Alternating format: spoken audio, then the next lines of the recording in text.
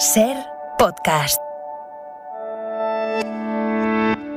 Hola, soy Ángeles Barceló. Estás escuchando Las 7 de Hoy por Hoy, un podcast diario de actualidad para estar informado en menos de 20 minutos. Escucha el episodio de hoy. Hola, muy buenos días. El presidente francés admitió ayer el riesgo de una nueva ola de contagios en Europa o en algunos países de Europa, y los datos que ha publicado Alemania esta misma madrugada confirman una tendencia que preocupa a la OMS y a las instituciones europeas. Casi se duplican los contagios y se dispara el número de fallecidos. Bayo, buenos días. Buenos días. Alemania registra hoy 236 fallecidos, su máximo desde mayo, y marca un nuevo récord diario de contagios en toda la pandemia con casi 40.000 positivos. Grecia también está en máximo de infecciones, mientras que en Italia preocupa el aumento de los fallecidos diarios. Ayer se duplicaban con respecto al lunes. En el Reino Unido, el gobierno de Boris Johnson da un ultimátum a los sanitarios del sistema público de salud. O se ponen la vacuna antes de abril o pierden su empleo.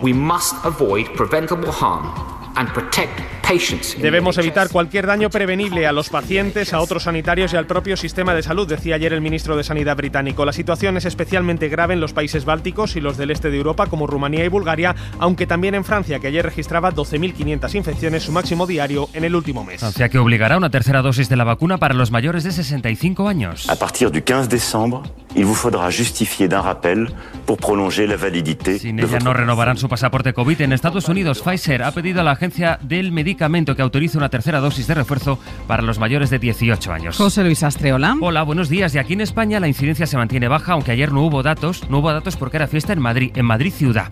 En todo caso, la vacunación en nuestro país va muy adelantada. Lo que ocurre es que hay comunidades a las que les están caducando dosis. Hemos comparado las cifras de las autonomías y donde más está sucediendo esto es en Madrid. Javier Alonso, buenos días. Buenos días. Con los datos de 8 comunidades y Melilla no hay un caso como el de Madrid. El gobierno Ayuso ha desechado en total 117.977 dosis contra el COVID, 106.000 de ellas por haber superado la fecha límite para su administración.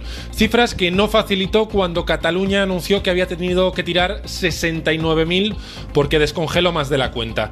Ni Andalucía ni la Comunidad Valenciana han tenido que tirar vacunas vencidas. Solo Melilla, poco más de 2.000, y el País Vasco. Allí han tirado 36, el 0,00098% de las que han recibido. Eso es 1000 veces menos que Madrid.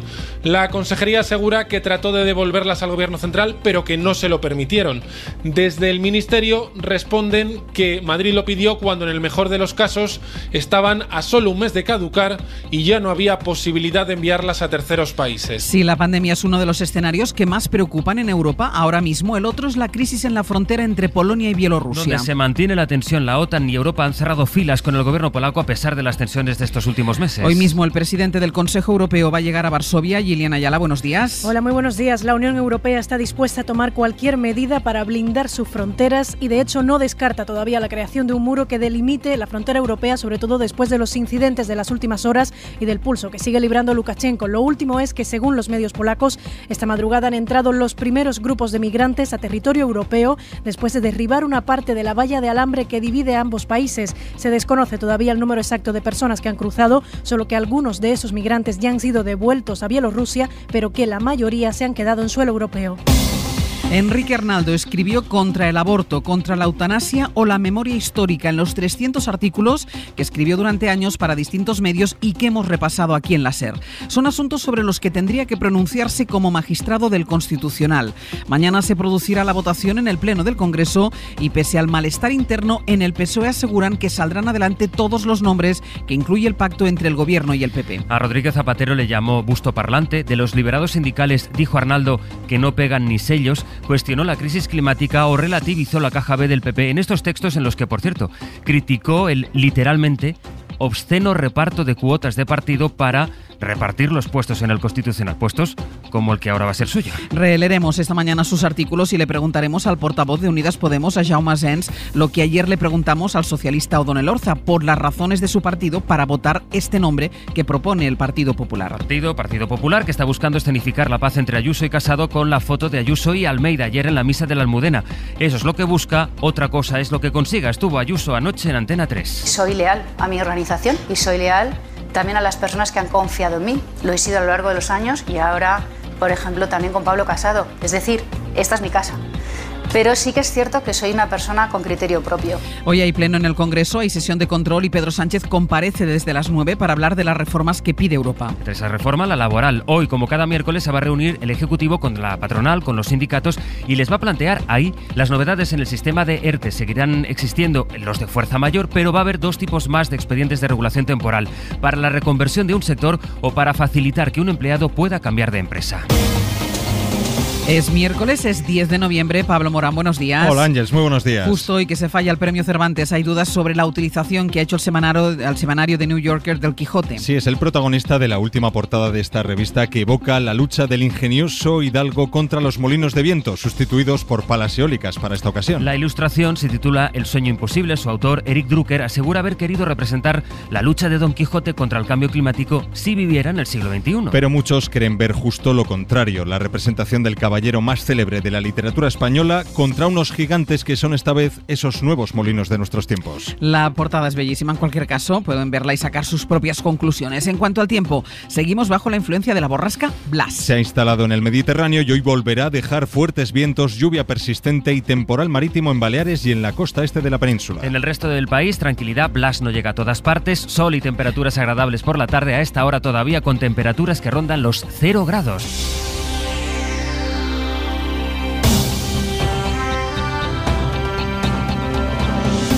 Y ampliamos ahora la información disponible sobre los dos escenarios que acaparan la preocupación de Europa este miércoles. El más urgente, como destacábamos en portada, está en la frontera entre Polonia y Bielorrusia, en la que se hacinan más de 2.000 refugiados con la esperanza de poder entrar a territorio de la Unión. Este es el sonido de una interminable caravana de furgones de la policía polaca que se dirigían este martes a ese punto de la frontera en la que están los refugiados y esperan poder pasar a territorio europeo. El gobierno de Varsovia ha establecido un área de exclusión de 3 kilómetros en el que no se permite la entrada ni a periodistas ni a médicos que puedan atender a esas personas.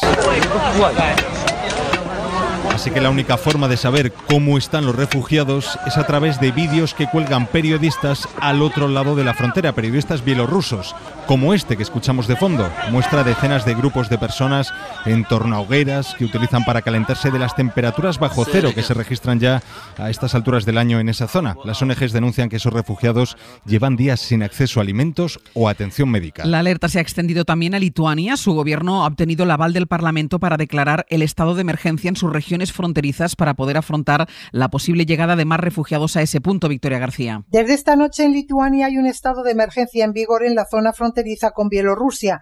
Aunque su presión migratoria no es tan grande como la del lado polaco, en Lituania hay agentes de Frontex que ayudan en el control. Aún así, no bajan la guardia. Es la portavoz del Parlamento tras aprobar ese estado de emergencia. Este estado de emergencia es necesario para poder legalizar las medidas extraordinarias que se usarán para protegernos de la amenaza que supone para la sociedad este flujo masivo de extranjeros. Bielorrusia dice que los extranjeros no están cometiendo ninguna ilegalidad allí y que por lo tanto tienen todo el derecho de moverse sin restricciones. El ministro del Interior tampoco considera que haya una emergencia en la frontera con Europa.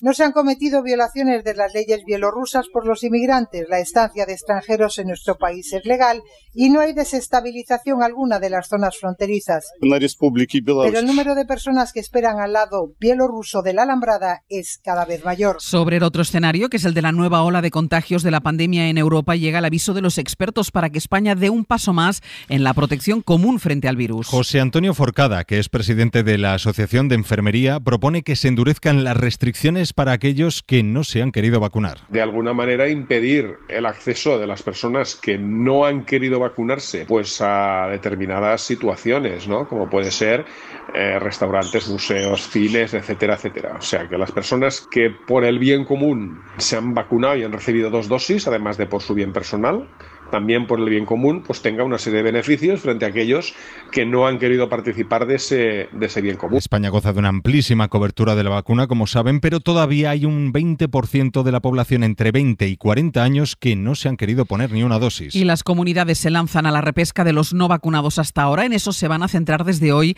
en Castilla-La Mancha, por ejemplo. Toledo, Aldo Gómez, buenos días. Hola, buenos días. Una gran empresa por provincia va a tener hoy un centro de vacunación. Por citar algún ejemplo, Amazon en Illescas, en la provincia de Toledo, o Incarlopsa en Tarancón, en la de Cuenca. Esto es así salvo en Albacete, que será mañana cuando se habilitará este centro de vacunación en la sede de la Asociación de Empresarios del polígono más grande de Castilla-La Mancha, que es el de Campoyano.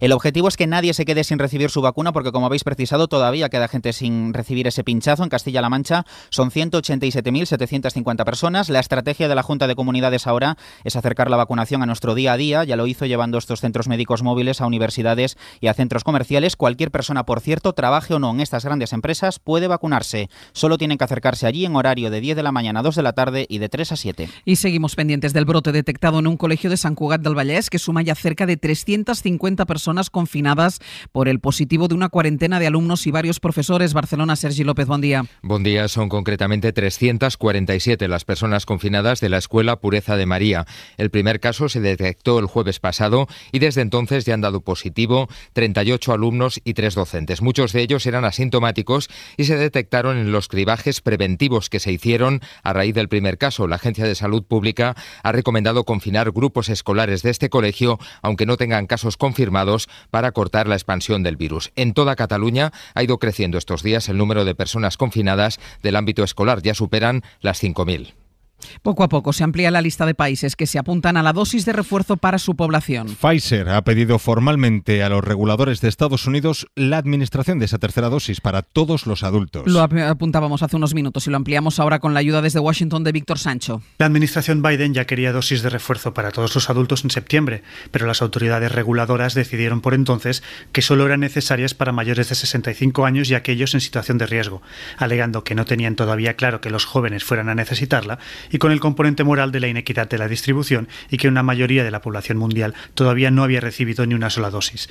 Ahora, con las fiestas de Acción de Gracias y Navidades a la vuelta de la esquina, es probable que cambien de opinión y aprueben una tercera dosis de la vacuna de Pfizer. Si lo hace, y debido a la posibilidad de mezclar vacunas, cualquier adulto con pauta completa de vacunación, sea de cualquiera de las 3 aprobadas en Estados Unidos, será elegible para recibir una tercera dosis de Pfizer. Sin embargo, en la práctica, ahora mismo cualquier estadounidense puede ponerse una dosis de refuerzo. La normativa actual es muy vaga y casi ninguno de los proveedores de vacunas certifica que se cumplan las condiciones recomendadas. Lo que reclaman los profesionales de la sanidad española son más medios para la atención primaria. Echan de menos más recursos en la Ley de Equidad Sanitaria, aprobada este lunes por el Consejo de Ministros para ampliar la cobertura sanitaria y para eliminar los copagos que impuso el PP. Informa Teresa Rubio. Desde la Sociedad Española de Médicos Generales y de Familia, Lorenzo Armenteros dice bien por la ley, pero lo que resulta paradójico es que por un lado se hable de universalidad y de sanidad pública y por otro se tenga abandonado de esta forma la atención primaria.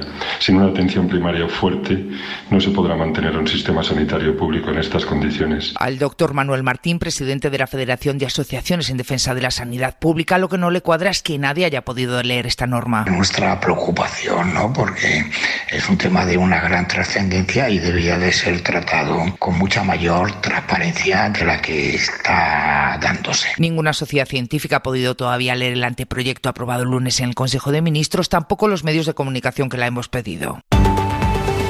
Es previsible que lo primero que toque mar sea este fondo que tenemos, calculando a ojo aproximadamente 30 metros hasta llegar al mar.